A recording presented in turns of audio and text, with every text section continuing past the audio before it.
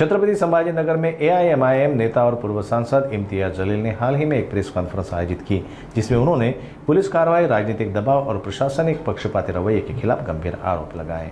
मी एका press conference मध्ये आदरणीय बाळासाहेब आंबेडकरांना विचारण्यात आलं होतं की तुम्ही एमआयएम सोबत जाणार आहे का?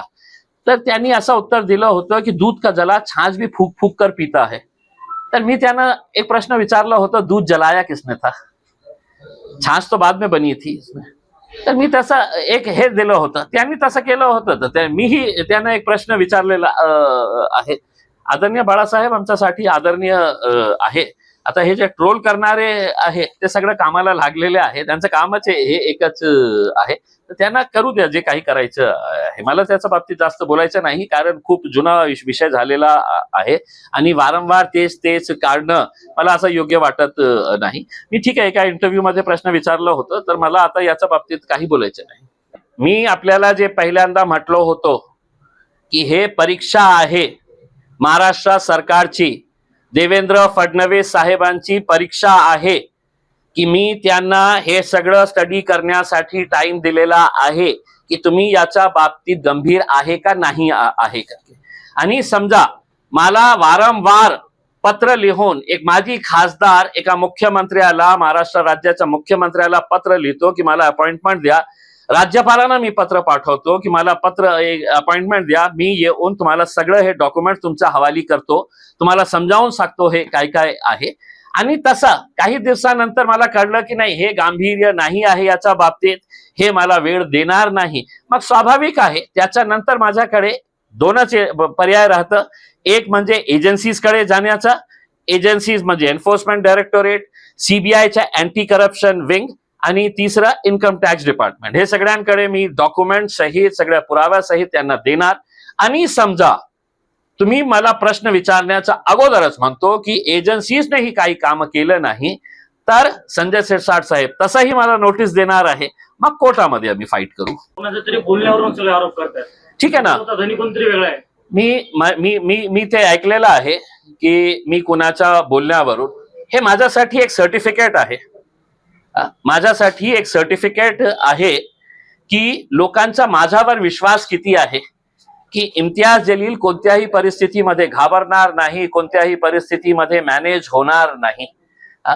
ते जे लोकांनी मला बोलवता धनी ते जे मनात आहे, ते समजा ते तसं झालं असेल की मला हे तो डोनाल्ड ट्रम्प कॉल करत असेल, मला नरेंद्र मोदी साहेब कॉल करत असेल, माझा देवेंद्र फडणवीस साहेब कॉल करत असेल, अजित पवार साहेब कॉल करत असेल, हे माझ्यासाठी एक मोठा सर्टिफिकेट आहे की या लोकांचा विश्वास कुणावर आहे की त्यांच्या पक्षातले लोकांवर नाही आहे, इम्तियाज जलीलवर आहे की हे माणूस हे धरला तर कोणत्याही परिस्थितीमध्ये सोडणार नाही।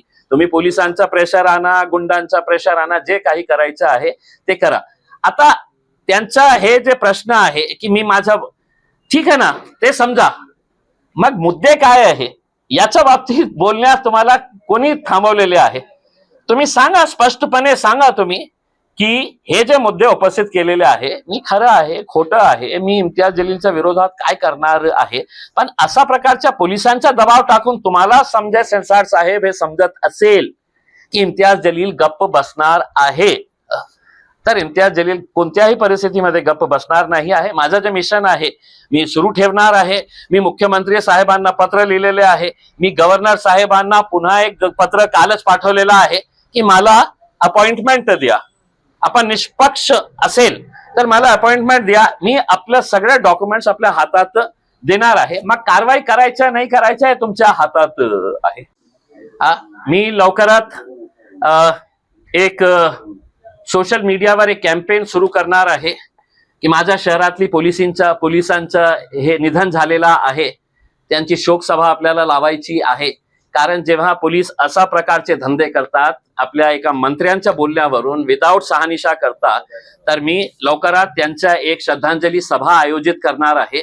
आणि महाराष्ट्रातून सगळे माझे चाहत्यांना आणि जे लोक अशा प्रकारचे जे बोगस फॉल्स केसेस मध्ये अडकलेले आहे त्यांना मी विनंती करणार आहे, जे मी ट्विट करणार आहे त्या ट्विटवर मी देवेंद्र फडणवीस साहेब महाराष्ट्राचे डायरेक्टर जनरल ऑफ पोलीस आणि इकडचे आमचे पोलीस कमिशनर यांच्या विरोधात जे मी ट्विट करणार आहे, मी त्यांना सांगणार आहे पूर्ण महाराष्ट्रातून त्यांनी रिट्विट करावा.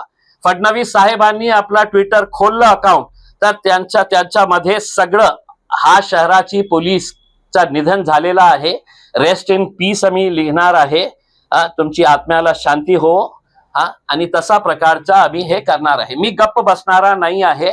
कोणत्याही परिस्थितीमध्ये पोलिसांनी याचा खुलासा करावा की हे केस माझ्यावर फिट होतो का. जेव्हा मी सरकारी डॉक्युमेंट वाचलेला आहे, हे केस माझ्यावर FIR कोणत्या आधारावर करण्यात आलेली आहे याचा स्पष्टीकरण पोलीस कमिशनरांनी द्यावा.